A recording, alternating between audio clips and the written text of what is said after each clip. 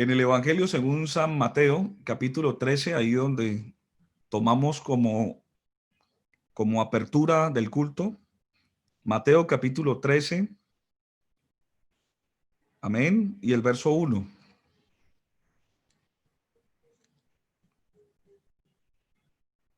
Bueno, le agradecemos al hermano Pierre y a la hermana Lina por habernos acompañado a este maravilloso culto. Que Dios los bendiga grandemente. Bueno, vamos a leer entonces Mateo capítulo 13, verso 1. Dice: aquel día salió Jesús de la casa y se sentó junto al mar.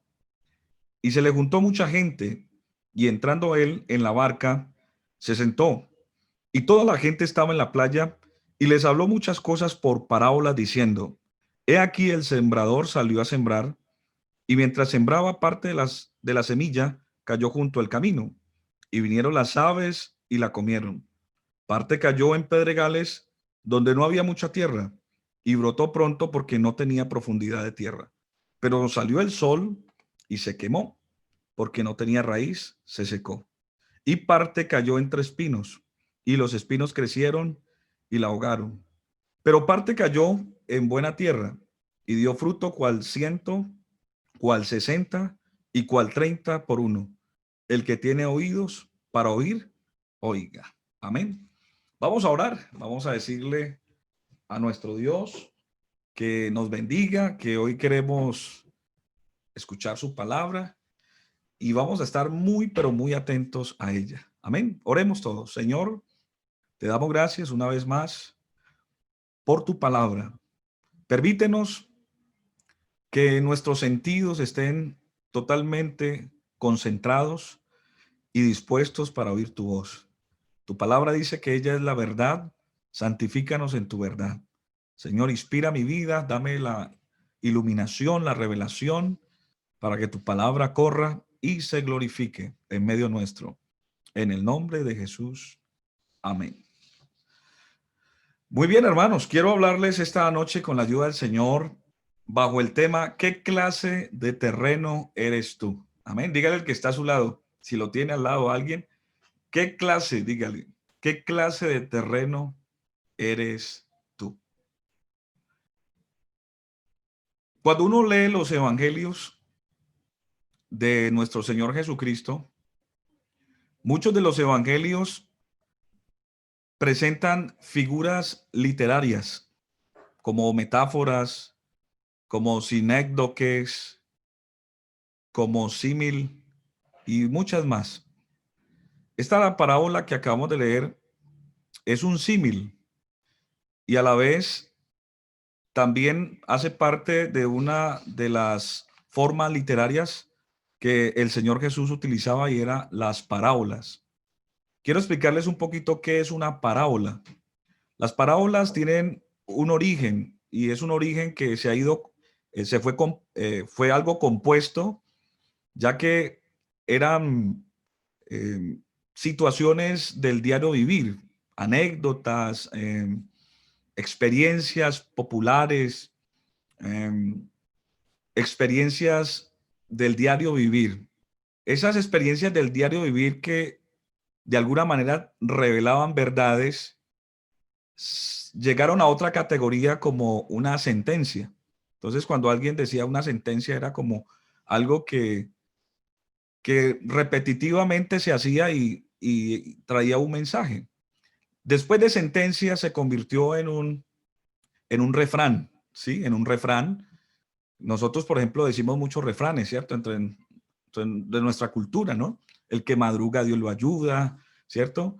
Y todas esas cosas, esos refranes que utilizamos, son experiencias populares que terminan siendo verdades. Entonces, cuando ya llega a la categoría de sentencias, después pasó a ser un proverbio, ¿sí? Que un proverbio ya es no solamente una experiencia del diario vivir, sino ya inspirada por Dios. Y ya ese proverbio ya llega a una categoría donde se convierte en una parábola, es decir, ya en un relato que puede llegar a contener pues un mensaje o una inspiración bíblica. De manera que cuando escuchamos esta parábola, Jesucristo era experto en oratoria, y él siempre utilizaba cosas o elementos de la vida cotidiana para traer una profunda enseñanza. Naturalmente, Jesús se movió en un ambiente agrícola, del campo, ¿sí? Y para él darles enseñanzas del reino de Dios, de la palabra de Dios, él tomaba lo cotidiano de ellos, lo que ellos conocían, lo que ellos podían tener contacto, lo que para ellos era algo sencillo de interpretar. Y el Señor, con esa sabiduría tan especial que solamente Él tiene, les quería enseñar algo muy profundo, pero tenía que tomar elementos sencillos de su cultura y de su diario vivir. Y toma entonces como ejemplo y aplica esta parábola de lo que es la actividad de un sembrador. Y entonces él empieza narrando que aquí un sembrador salió a sembrar y dice que mientras él sembraba, tiró la semilla y esa semilla, una parte de esa semilla cayó junto al camino. Otra semilla dice que cayó sobre pedregales, o sea, sobre piedras, y dice que otra parte también cayó junto a espinos, ¿sí? Y ya un residuo cayó en buena tierra. Y él entonces empieza a narrar de que cada elemento tiene un símil o una interpretación. Entonces, si hablamos de la semilla, el sembrador es Dios, ¿correcto? El sembrador es Dios. La semilla es la palabra de Dios y el terreno somos nosotros. Pero la enseñanza que él quería transmitirle a los discípulos, y obviamente esto quedó consignado también para enseñarnos a nosotros en un tiempo futuro, en este caso, hoy que estamos aquí escuchando esta palabra, esta palabra nos tiene que llevar a una profunda reflexión de identificar cómo es nuestra vida, qué terreno somos nosotros. Ahora, los terrenos tienen unas características, pero esas características pueden ser cambiantes de acuerdo a la sinceridad y de acuerdo al grado de arrepentimiento que tú y yo tengamos. Es decir, que esta noche alguien puede ser un terreno pedregoso, alguien puede ser un terreno eh, de, de asfalto, alguien puede ser un terreno de espinos, pero lo ideal es ser buena tierra. Usted puede pasar de un terreno a otro de acuerdo al grado escuchen esto, de acuerdo a un grado de arrepentimiento y de sinceridad. Porque seguramente muchos de nosotros pasamos por muchos de esos caminos y ahora estamos en el mejor, pero también es posible que algunos hayan estado en el mejor terreno y ya estén en otro terreno. Entonces vamos a analizar las características de estos terrenos. El primer terreno que el Señor nombra es el terreno junto al camino. De hecho, él también, ahí mismo en el Evangelio según San Mateo, en el capítulo 13 y en el verso 18, él explica cada uno de los terrenos. Así que vamos a explicar uno a uno. En el verso 18 del capítulo 13 dice, oí pues vosotros la parábola del sembrador. Cuando alguno oye la palabra del reino y no la entiende, escuchen esto, hagan énfasis o póngale énfasis en esta palabra. Dice que cuando alguno oye la palabra del reino y no la entiende, viene el malo y arrebata lo que fue sembrado en su corazón. Este es el que fue sembrado junto al camino. Significa que hay personas que oyen la palabra del Señor y pueden llevar muchos años escuchando la palabra del Señor, pero son personas que la Biblia determina o describe como si fuera un terreno, un camino o una carretera.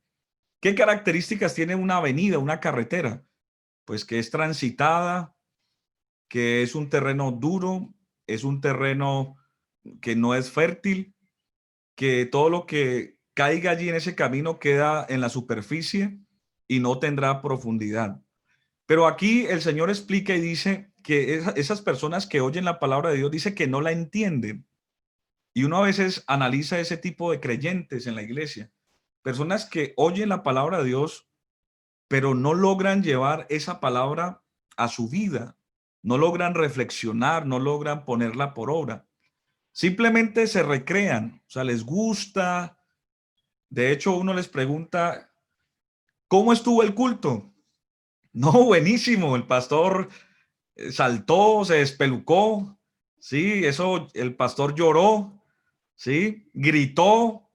Pero ¿de qué habló el pastor? No, no sé, pero buenísimo, estuvo buenísimo el culto. Y no entiende, o sea, es una persona que va detrás de de un show, de un espectáculo, pero simplemente lo tiene como un entretenimiento, la palabra de Dios, y no logra reflexionar en ella.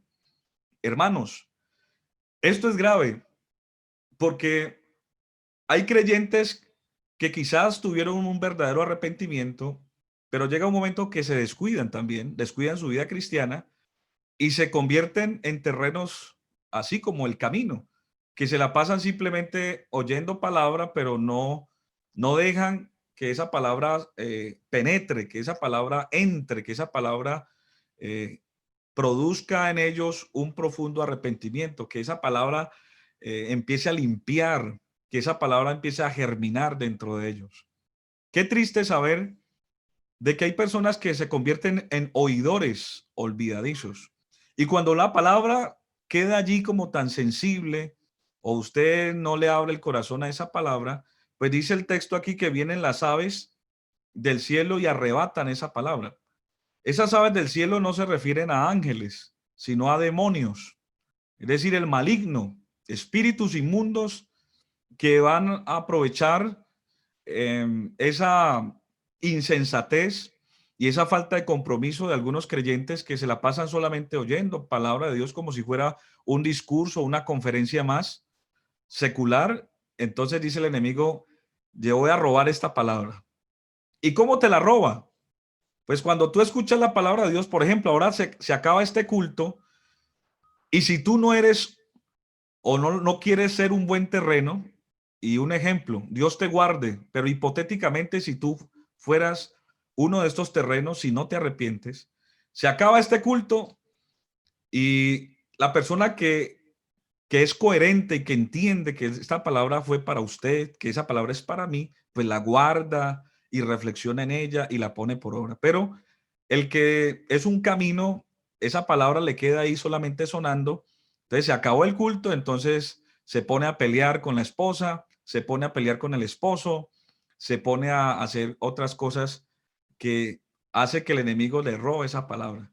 Y usted termina en otras palabras, perdió el tiempo de estar en este culto, porque lo que Dios hizo, lo que Dios transformó, digamos, lo quiso hacer en su vida, la reflexión que Dios le permitió sentir, vivir en este momento, pues termina usted echando eso en saco roto, porque simplemente es un camino, es una vida transitada, es una vida que no le presta atención a las cosas espirituales y no guarda esa palabra de una forma sincera en su corazón.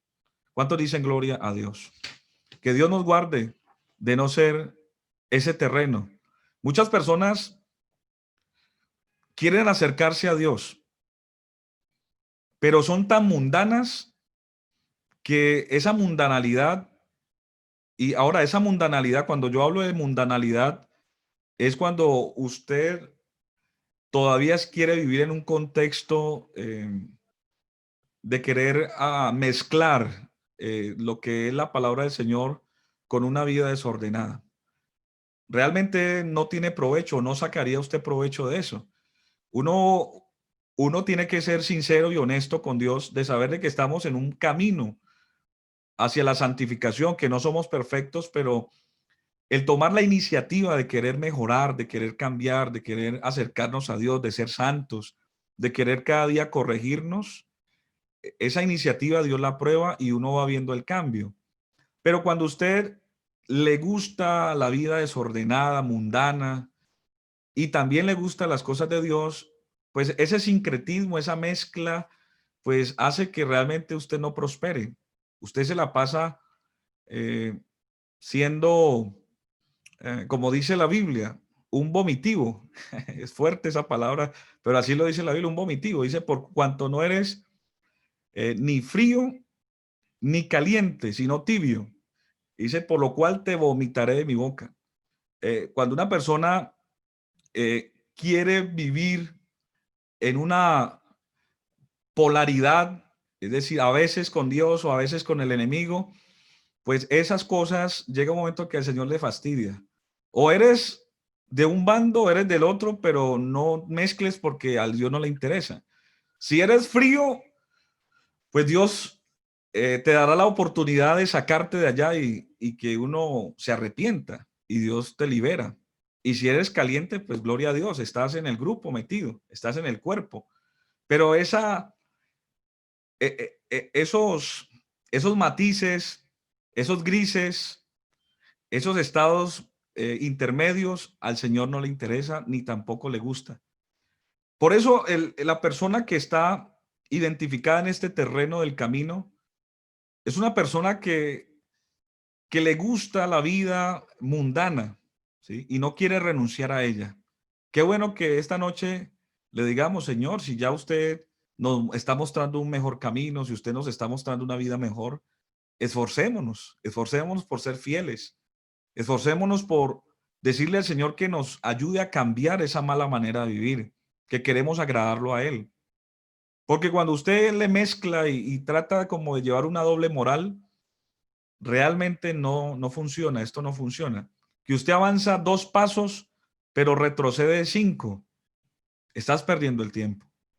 Dígale, Señor, yo no quiero que cuando usted me dé la palabra, que cuando usted me hable, cuando usted me confronte con su palabra, yo no quiero que esa palabra quede allí como tan vulnerable, tan sensible arriba, sino que yo quiero abrir mi corazón para que ella entre y haga el efecto que tiene que hacer. ¿Cuántos dicen gloria a Dios?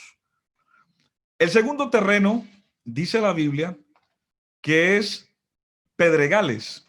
Y aquí mismo en Mateo capítulo 13 y el verso 20 también el Señor lo explica. Mateo capítulo 13, verso 20 dice, y el que fue sembrado en pedregales, este es el que oye la palabra y al momento, escuchen esto, la recibe con gozo, pero no tiene raíz en sí, sino que es de corta duración, pues al venir la aflicción o la persecución por causa de la palabra, luego tropieza. Este terreno es la vida de un creyente que endurece su corazón o su corazón está muy duro. Pero hay unas características en este tipo de creyente y es que es una persona que recibe la palabra con mucho gozo, es decir, con mucha alegría. Usted ve esos creyentes que cuando recién llegan a la iglesia y son alegres, gloria a Dios, ¿y cómo está? No, bendito mi Cristo, y contento y alegre. ¿Y cómo te está yendo? No, bendecido. Y entonces está persiguiendo es solamente la bendición de Dios, los beneficios, y en todo momento sus peticiones son bendición, prosperidad, economía, todo bueno, todo lo mejor, ¿sí? Entonces, claro, pues naturalmente, ¿quién no se siente alegre cuando las cosas van bien? ¿Cierto? A todos nos interesa y creo yo que es normal que nos alegremos y nos interesemos por recibir muchos beneficios de parte del Señor. Pero nosotros tenemos que ser conscientes que en este camino también habrán pruebas, habrán dificultades y habrán una cantidad de conflictos que tenemos que resolver. Y es ahí donde tenemos que tener una profunda convicción y fe en el Señor.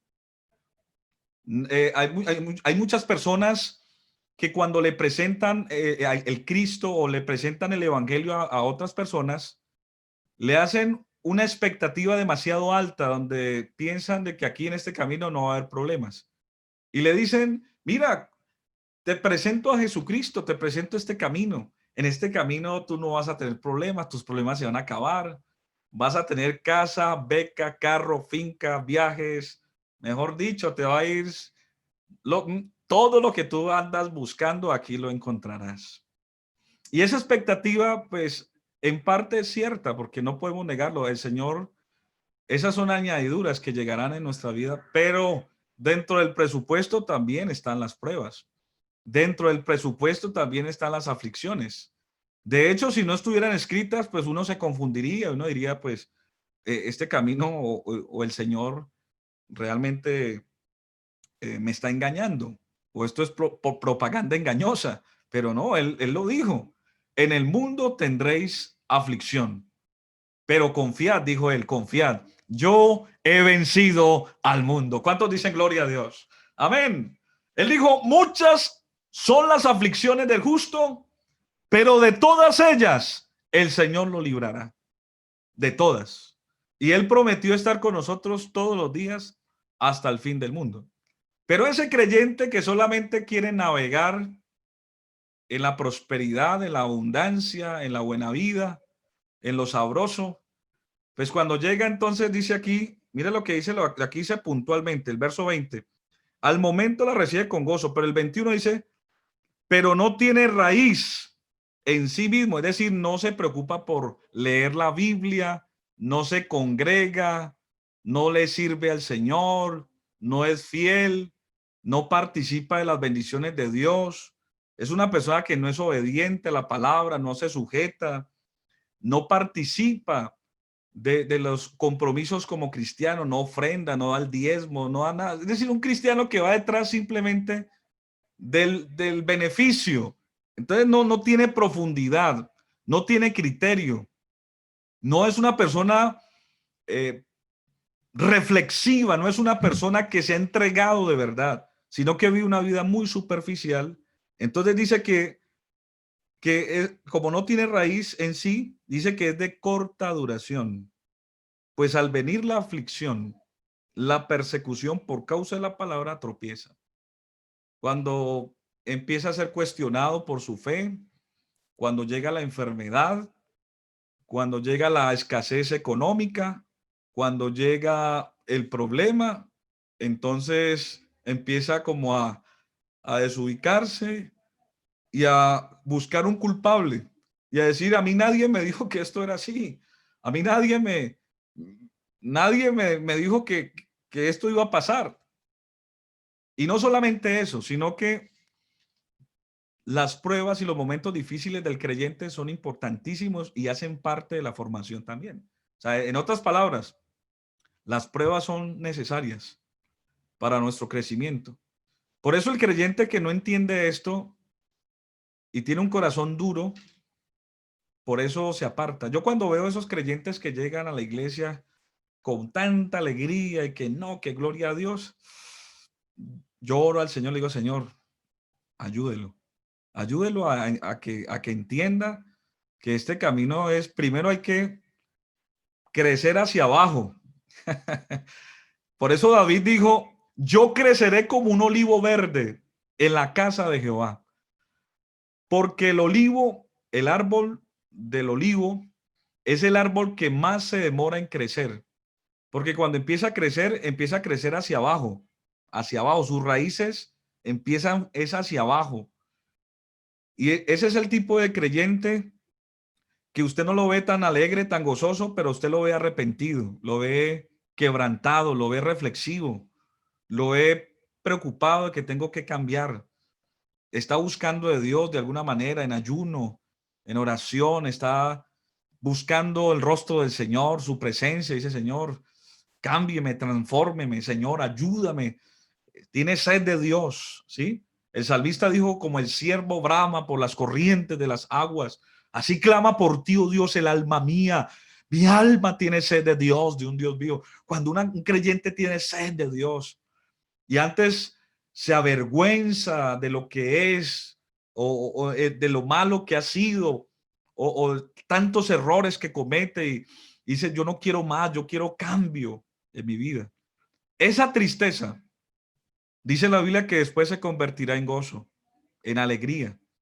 Ese creyente que pasa tiempo buscando cómo ser transformado. Llega un momento que ya ese crecimiento hacia abajo llega a un tope y empieza a crecer hacia arriba.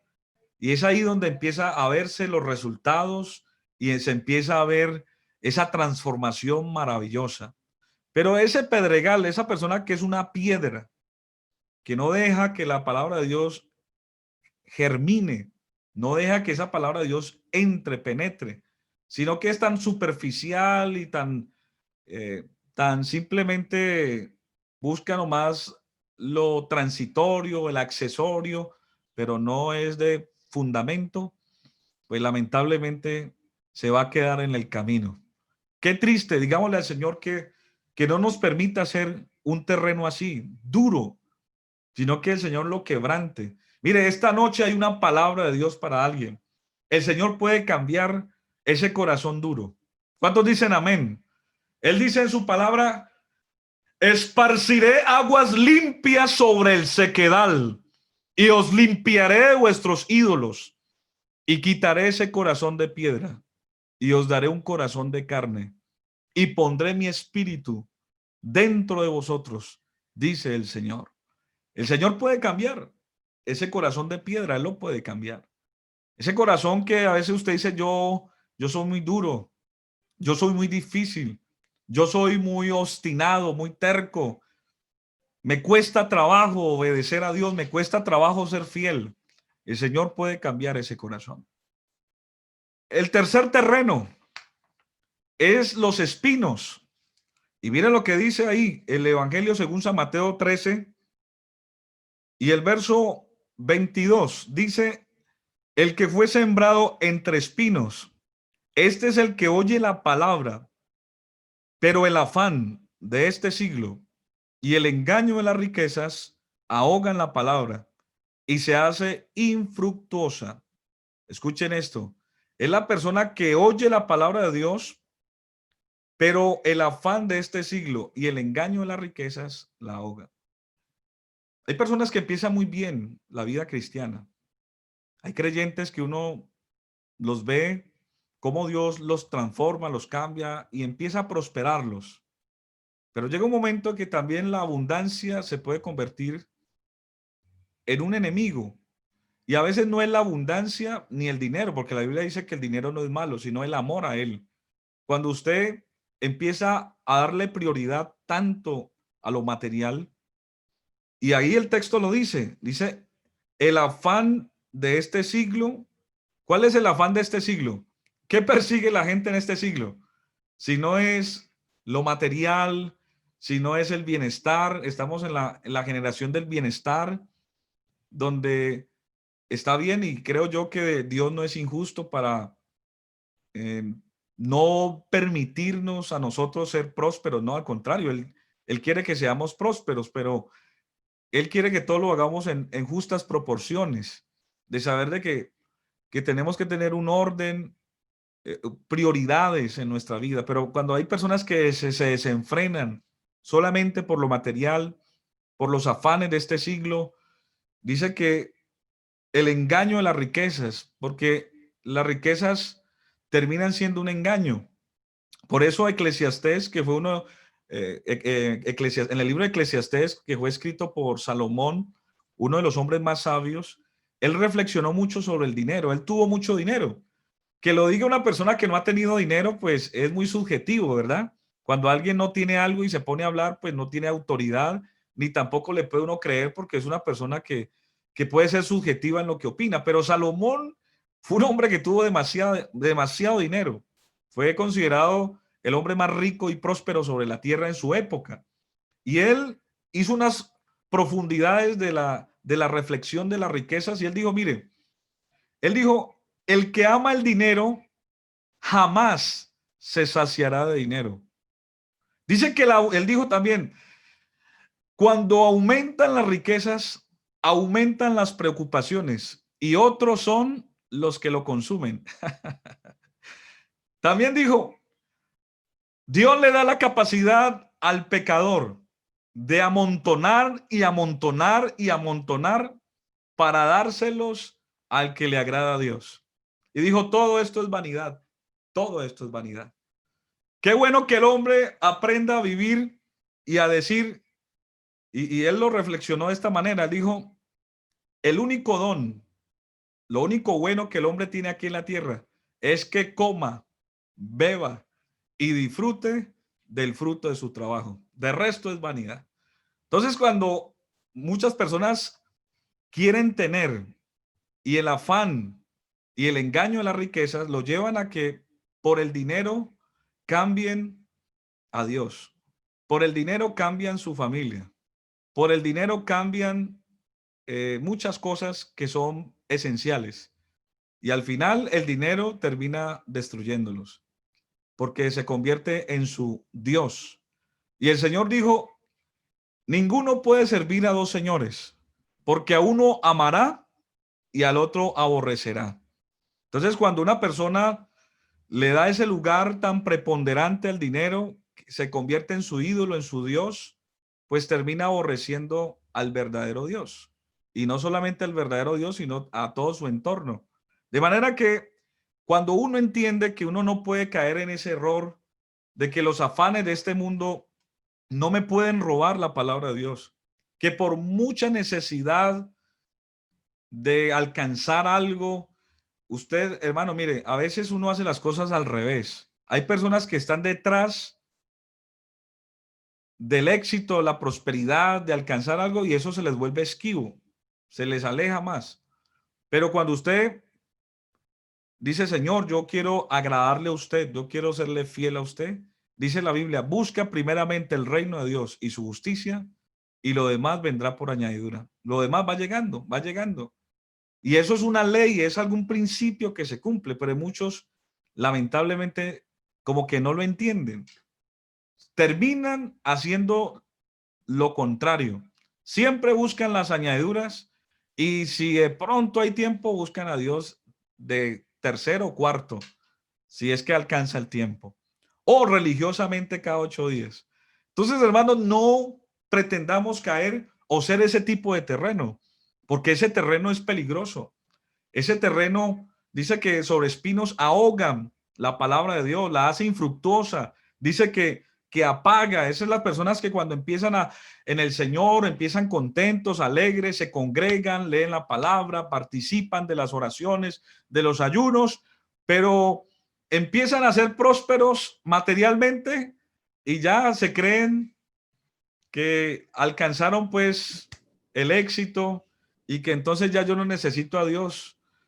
Buscaste a Dios cuando estabas necesitado, con problemas, cuando no tenías nada quizás, o estabas pasando dificultades, ay, ibas a ayunar a buscar al Señor, eras fiel, te hacías en las primeras sillas buscando al Señor y mantenías quebrantado, llorando, buscando la presencia del Señor.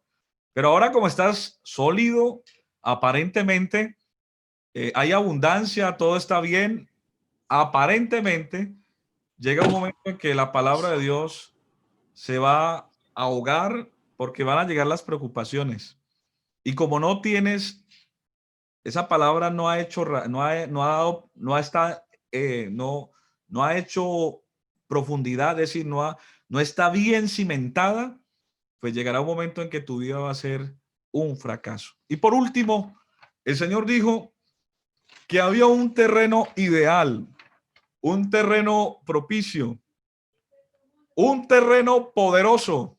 A ver cuántos creen en ese terreno. Amén. ¿Cuántos queremos ser ese terreno? Es decir, buena tierra. Escuchen esto, buena tierra. Dígale que está a su lado, yo quiero ser buena tierra. Amén. Mire, la buena tierra tiene unas características. El verso 23 del capítulo 13 de Mateo, más el que fue sembrado en buena tierra, este es el que oye, escuche, el que oye y entiende la palabra y da fruto y produce a 100, a 60 y a 30 por uno. La palabra de Dios es fundamental. Cuando una persona la entiende, ¿qué es entender la palabra? Que cuando yo la escucho, cuando yo la leo, eso es para mí y que tengo que hacer cambios en mi vida y que tengo que arrepentirme. y que tengo que practicarla no solamente cuando voy a la iglesia, sino cuando estoy en mi casa, cuando estoy en mi empresa, en el trabajo, en el colegio, en la universidad. Decir que yo no puedo, yo tengo que tener una coherencia, que en lo que creo, lo que estoy participando, lo que Dios me instruye, es para mí, no es simplemente yo ser un creyente ambiental, como algunos dicen, al son que me toquen bailo, ¿sí? Ese tipo de creyentes ambientales que en una situación se portan de cierta manera, en el trabajo son unos, en la casa son otros, en la calle son otros, y no hay coherencia, no. Usted no tiene y yo no tenemos que estar negociando la palabra del Señor y haciendo o fragmentándola o siendo un camaleón que de acuerdo el terreno así me mimetizo, no, yo tengo que ser claro, yo soy cristiano creyente, soy un hijo de Dios en la casa, en el estudio, en la universidad, en la calle, en los negocios, en todo lugar, yo tengo que ser un hijo de Dios y me tienen que conocer así. Y si no les gusta, pues algunos dirán de malas, pero no, yo no digo de malas, yo digo, si no les gusta así, bueno, algún día lo entenderán. ¿Cuántos dicen gloria a Dios? Amén. ¿Cuántos dicen gloria a Dios? Así es, hermano.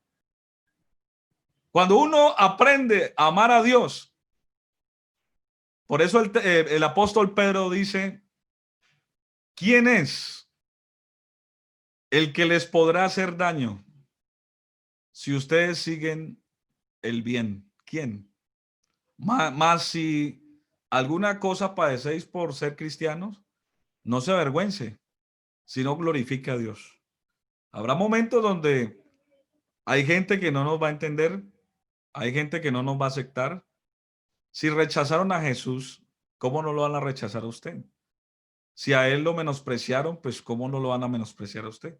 Todo lo que le hicieron a Jesús es muy factible que a nosotros nos lo hagan. Pero para terminar este terreno, me parece muy interesante saber de que la buena tierra está relacionada con un creyente que es sincero, que cuando oye la palabra de Dios se quebranta, que cuando oye la palabra de Dios no está juzgando, esa palabra era para Julano de tal, para mi mamá, para mi papá, no, esa palabra es para mí. A veces Dios, hermano, y es inevitable, Dios todos los días nos habla, Dios nos habla en la mente, Dios nos habla a través de las experiencias de la vida, Dios nos habla a través de su palabra, Dios nos habla de muchas maneras y a veces no entendemos y no queremos avanzar. Qué bueno que esta noche le diga, Señor, yo quiero avanzar, yo soy oidor de hace muchos años, yo vengo escuchando la palabra de Dios hace tanto tiempo y yo, ¿por qué no cambio? ¿Por qué no cambias? Es porque tu vida es un terreno, quizás una carretera llena de mundanalidad. Entonces, por eso la palabra de Dios no, no tiene provecho. Le mezclas de todo quieres saber y a todo le metes y haces una mezcla y mantienes confundido, ¿sí? Porque a todo mundo le prestas atención. Este te habla que el budismo, que el trinitarismo, que la santería, que yo a todo quiero recibir y usted no se fundamenta en la sana doctrina. O de pronto es un terreno duro, una persona dura, difícil, que no se deja moldear por el Señor y por eso la palabra está por ahí encimita y no ha hecho profundidad y no da fruto. O de pronto eres un terreno lleno de espinos donde estás tan afanado por cosas de este mundo que la palabra de Dios ha llegado a tu vida, pero se está ahogando por tanto afán, por el engaño de las riquezas. Personas que por un empleo dejan de ir al culto, por un negocio cambian la bendición de Dios. Yo tengo un dicho que dice, bendición que roba bendición no es bendición. ¿Sí lo entendieron? Bendición que roba bendición no es bendición. A veces le llamamos bendición a cosas, puede ser materiales, pueden ser hasta personas, que a veces nos obsesionamos con eso y eso termina reemplazando el lugar de Dios. Y eso no trae bendición. Bendición que roba bendición no es bendición. Qué bueno decirle esta noche, Señor, yo quiero ser un buen terreno. Un terreno donde yo entienda la palabra de Dios y abra mi corazón y que esa palabra entre y empiece a dar fruto. ¿Qué es dar fruto? Dar fruto es que usted sea coherente en lo que hace, que usted cada día quiera ser mejor para el Señor, que usted sea disciplinado en su vida cristiana, que usted sea una persona de oración, que lea la Biblia, que sea un santo, que se esfuerce por hacer las cosas bien para Dios, que usted le diga, Señor, yo quiero agradarte en todo, no solamente en una parte, en todo, te quiero agradar. Entonces, empiece usted a dar fruto, porque dice la Biblia que cuando uno le añade a la fe virtud, a la virtud conocimiento, al conocimiento dominio propio, al dominio propio piedad, al dominio a la piedad afecto fraternal. Dice, si estas cosas están en vosotros, dice el apóstol Pedro, no dejará estar ociosos ni sin fruto. Es decir, que cada vez que yo crezco en el Señor, me meto en el Señor, tengo que dar fruto. Y se ve, se refleja. Un cristiano que esté dando fruto se le ve en su rostro, se le ve en la forma de hablar, en la forma de tratar, en cómo su vida tiene armonía en todo, su vida espiritual, en su vida familiar, económica, en todo, tiene armonía. Así que quiero terminar haciendo una invitación y preguntarle a alguien, ¿cuántos queremos ser un buen terreno?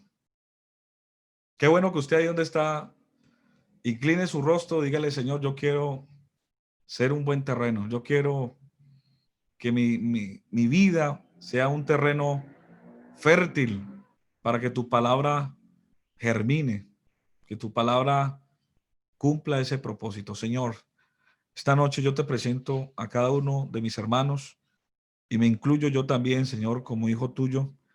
Te pido que me ayudes, Señor, que me des cada día la gracia, el conocimiento. Señor, queremos cambiar, queremos ser mejores para ti. No es el tiempo para estar jugando a ser cristiano. No es el tiempo, Señor, de estar retrocediendo. Al contrario, Señor, ayúdanos a crecer. Ayúdanos a madurar en la fe, en el conocimiento. Queremos ser un terreno fértil, buena tierra, Señor, para dar fruto. Amén. Al 100 por 1, Señor. Queremos ser prósperos en todas las cosas. Permite, Señor, que esta palabra halle cabida en nuestros corazones. En el nombre de Jesús. Amén. Gloria a Dios. ¿Cuántos dicen gloria a Dios?